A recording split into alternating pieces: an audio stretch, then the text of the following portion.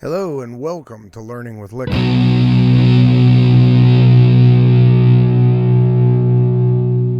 Please join me as we discover new things and find creative ways to manufacture entertainment.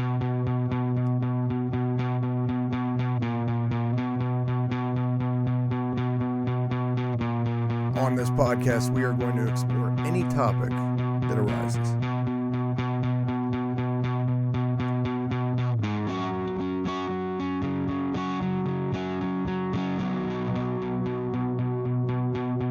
The sky is the limit, and there is no subject we won't explore. Here we go.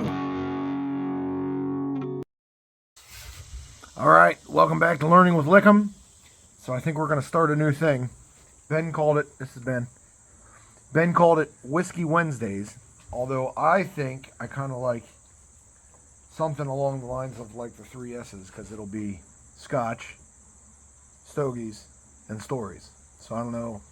I know the diners, drive-ins, and dives things, the first triple that went and made it big. So we're over here smoking cigars and drinking scotch. Ben's going in to get some knee surgery tomorrow on both his knees. You get them both replaced? Getting both his knees replaced. So he said just in case he doesn't make it out of it, we're supposed to have scotch for lunch and cigars. So here we go. We're going to do that. What do we got next? This is the Balvenie 21-year-old Portwood age. Bill, right, 21. Balvenie. Ha! It's kind of one of our things to do when we get together where we pour different scotches. Ben's got a ridiculous amount of whiskey. And we pour these different scotches and then we read the description on it and see if we can find what it is that it says that it tastes like or tastes, So, tasting notes. Fruit, honey, and spice. A perfume of ripe raisin notes and fruit skins is backed by a dryness with hints of almonds and walnuts. To taste it is silky with fruit, syrupy honey sweetness, leather oak tannins, is that the word? And notes of ginger and cinnamon. Tannins when you get like that dryness on your tongue. Okay. Its finish is a long, gentle, and nutty. Here we go. Let's see what it is. What's it called? Wait. It's a Balvenie 21-year-old Portwood age.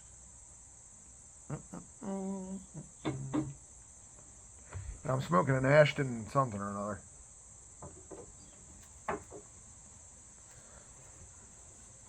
Mr. George used to like him over Gilligan's. All right, can you get it? There you go. Yeah, that's an Ashton Magnum right there. Ashton Magnum. This one smells good. Smells less intense. Mm-hmm.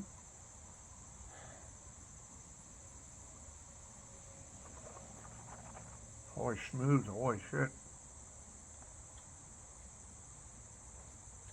Jeez, that's ridiculously smooth. No bite whatsoever. No, bro. Wait a minute. I gotta get some of the stogie in me so I can. This will make a good video. We can tell what we had first. Show them that bottle. All right. So this one. My personal favorite. Now I said that this one kind of had a. I hope it turns around when I look at it, right? Yeah, I think so. This one had kind of. It's got. I mean, it tastes like scotch, of course, but I noticed it. Like the end of it, when you're swallowing it, it's kind of got that Southern Comfort taste in the back end. It's like a thick syrup. Would you say burnt? I said burnt sugar. Sugar, like burnt sugar. Kind of, I don't know. You ever drank Southern Comfort? But this one says lonely and lovely and sweet fudge fruit compote and glacier morello cherries, which you can definitely taste the cherries in it. And then it says for palate, remarkable flavors of stewed fruits and allspice. Aged, how do you say that? And roasted walnut bread combined with chocolate orange. So it actually, like if you taste it I don't know, hard enough. I don't know what the fucking word is. But it's really, you can taste all that stuff that's in there. If, you know, with a little bit of an imagination, I'm saying. But you can smell it, taste it together. This one is incredible. It's very, very smooth. This other one, the Belver or whatever it is. Balvenie. Mm-hmm. It doesn't have the syrupy smell like the Glendronach, right? Mm-hmm. Glendronach. But very good and smooth. There's what you know it.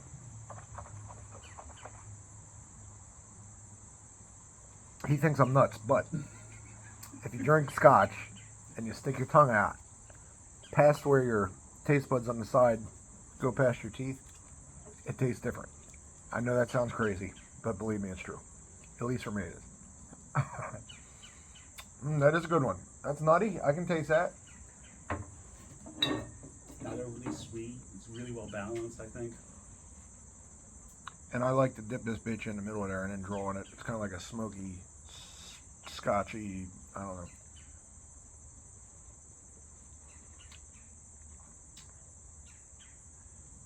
Characterized by fruit, honey, and spice notes with a gentle, nutty finish. That's right. You kind of, yeah, that's right. There you go.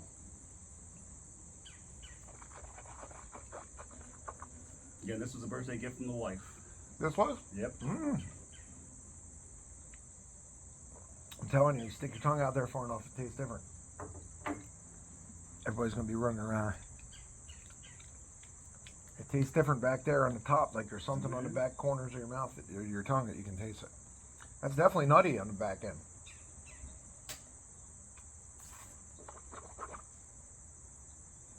But I like the Glendronach because it's just that. It's sugary. I don't know how to describe it, but it's almost like a dessert Scotch for me. Of these two, this one's definitely my favorite, this Balvenie. That reminds me a lot. It's got a little more spice than Johnny Blue, which I kind of like, to be honest. It's like burning. It's like you ate a hot pepper or something. Yeah. But I like that better than the Glendronach, and only because that stupid Southern Comfort taste. I remember Well, that. this is not tequila case this time. No, well, that's right. The last one of the ones we had last time was kind of, it tasted That like was Patron or something. Lagavulin 11, Nick Offerman edition, 24.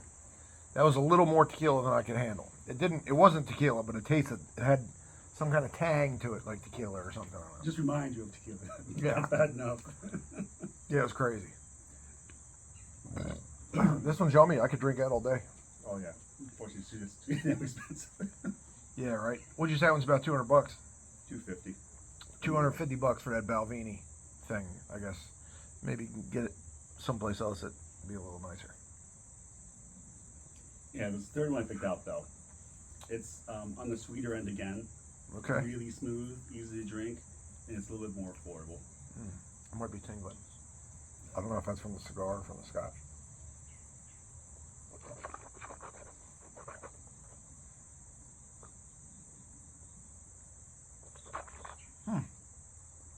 It's even got some legs to it. Oh yeah. That's a good one. Let's look at that one more time just to make sure. If you're a Scotch drinker, that stuff there is pretty good stuff. 21-year Balvenie, right? Yep. Yeah, wow, that's a good one. All right. What's next? All right. Did I actually drink that cup before you did? Mm-hmm. Oh my gosh. All right, so this one I've seen on the stage before, but Not this. Never tried it. Type. oh, this is a. This is the Nectar d'Or of the Glenmorangie. All right. So Nectar of the Gods. Nectar of the Gods. Glenmorangie. It's got that beautiful gold. Yeah, it really is. I don't know if you can see all the way through there, but it's nice. Looks like a good beer. Nice and golden color. All right, let's see what this one says. I gotta bring my glasses from now on when I do this. If this is popular, we're gonna have to do this every week. You I'm okay with that. know. Cask finish, special reserve.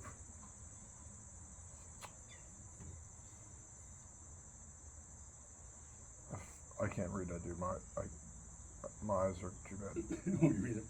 Then I can read the nectar door, a sweet, and no. See if you can read that. Our nectar door, Sauternes cast finish brings sumptuous mellow sweetness to Glenmorangi's renowned smooth style. Its taste, so rarely achieved, is enjoyed throughout the world.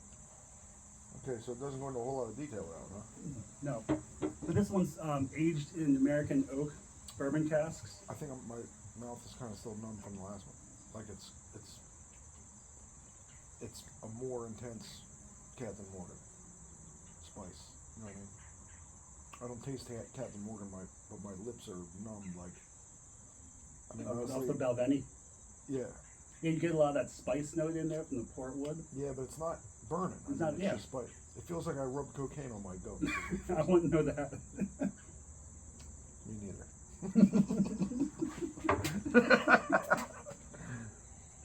All right, here we go. Let me finish up mine here.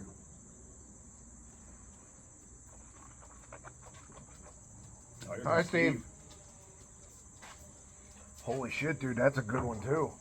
Oh Isn't wow. it though? Steve, you want some scotch? Hold on, I'll introduce you to Steve. Come here, boy. Come over here, big just guy. can't hear you. Are you alright? Are you okay, big guy? Huh? Might have to move the camera so you can get him in This frame. is Steve. Hi, buddy. I see you. Are you going to take a nap? Did you take a nap in the yard?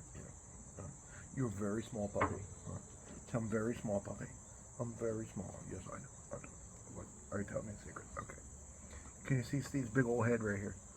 Yeah. Good boy. Steve's Marmaduke. That's a good boy. Good boy. Okay. Are you going to go sit? Go sit. Go sit. Well, go sit. I don't want you. Well, go sit. Well, go ahead. What? Do you still smell cinnamon? What? Thank you for sneezing all over my shirt. Okay, good. Very good. Steve, we're trying to drink scotch here. Huh? Do you want to go in? No? There he is. Good boy, Steve. That's a good boy. Yeah. Where's your saddle? Huh? Where is it? Shouldn't you be pulling a plow? Yeah? All right. All right. So Did you look that one up? Yeah. But Go ahead. on the nose, sweet citrus, lemon, vanilla shortbread, dried fruit. You might get some honey on there. Wait a minute.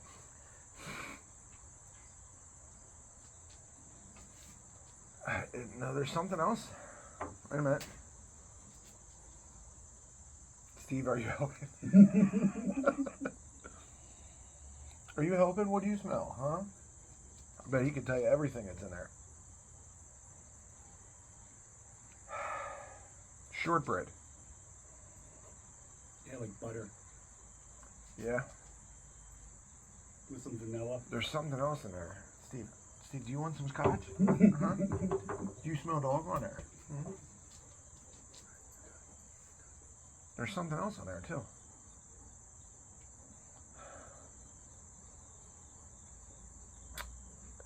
If you're available to come and sniff scotch with us, let me know when.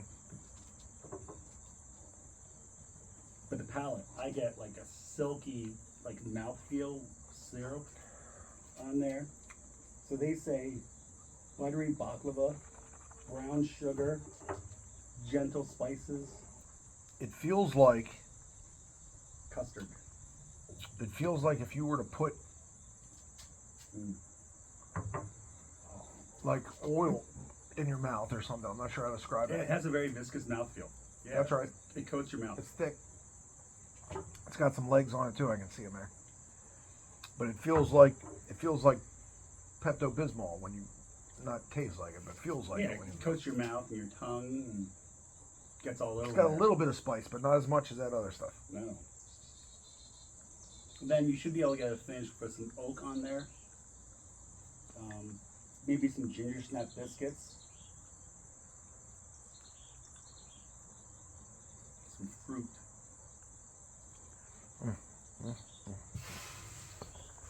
I'm gonna be able to sit this so I can sit back. Steve, say hi. Let's see.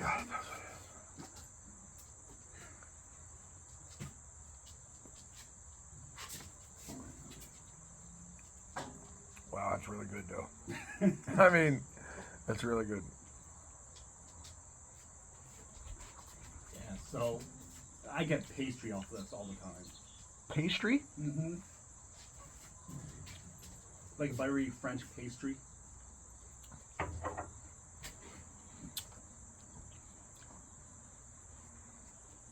Yeah. Yeah, I think I can taste that.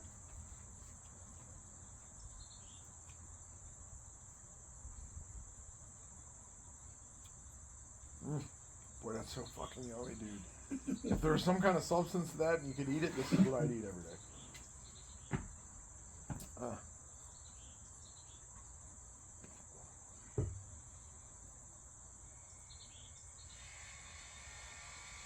Oh, somebody's cutting something. Hi, Steve. Ooh, what is that? It's kind of buttery. You know what it reminds me of, dude? It reminds me of that stupid cookie getting an MRE. You know what I'm talking about? Mm-hmm. It's like a rectangle, right? Yep. Looked like a brick, but it was shortbread. So this is around 60, maybe. 60 bucks a bottle? Yeah, maybe 70 these That's days. actually pretty good. Mm-hmm. So that Balvenie ones are much expensive out of them. Yeah. I like it. Yeah, PA Fine Wine Good Spirits has a great collection. Stogies, Scotch, and Stories. stories. All right. So here's a quick story.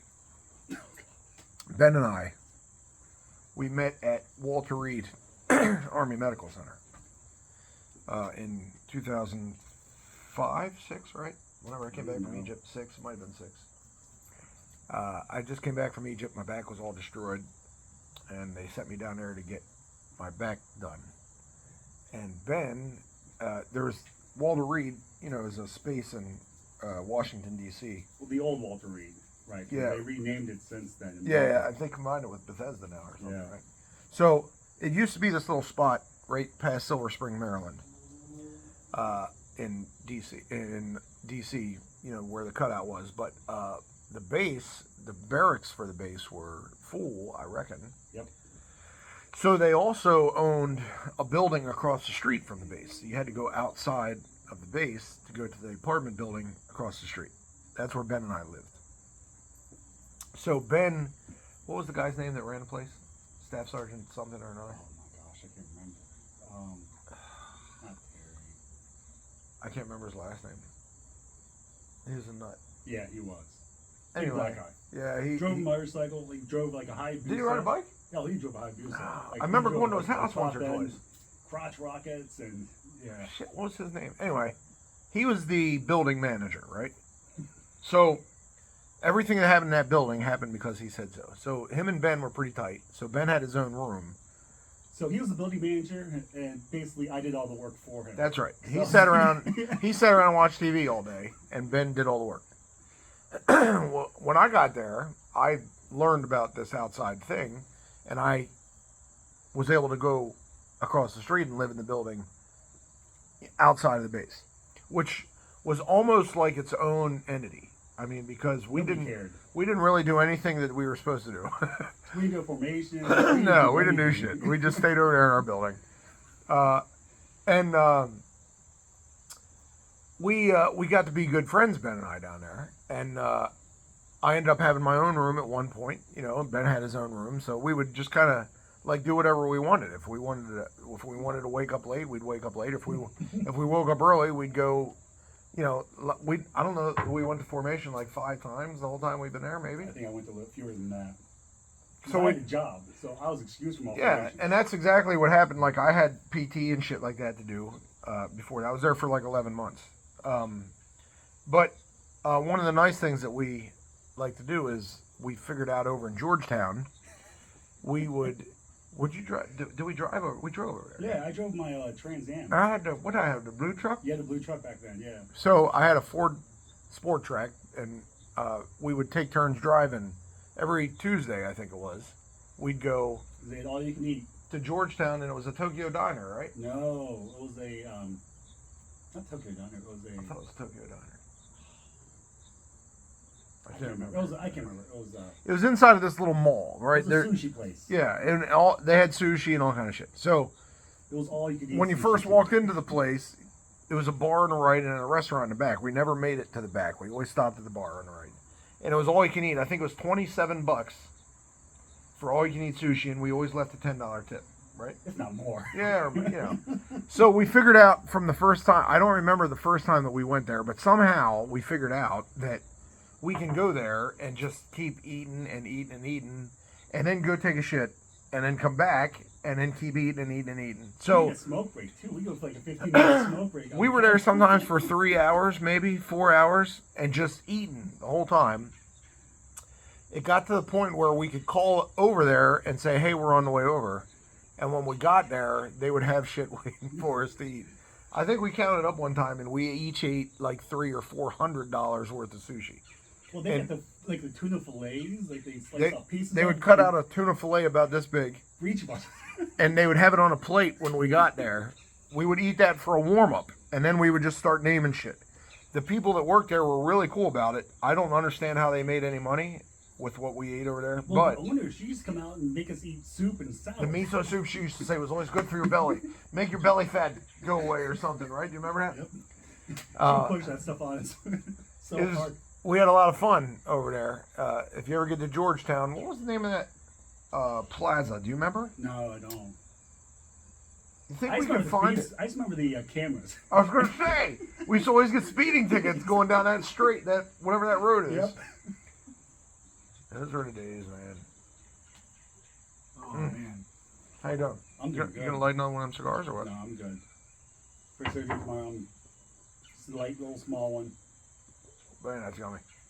All right, well, anyway, we're going to take a break. But what do I got? 21 minutes into eating, drinking scotch and smoking cigars and telling stories. So, of the scotches you've had so far, what's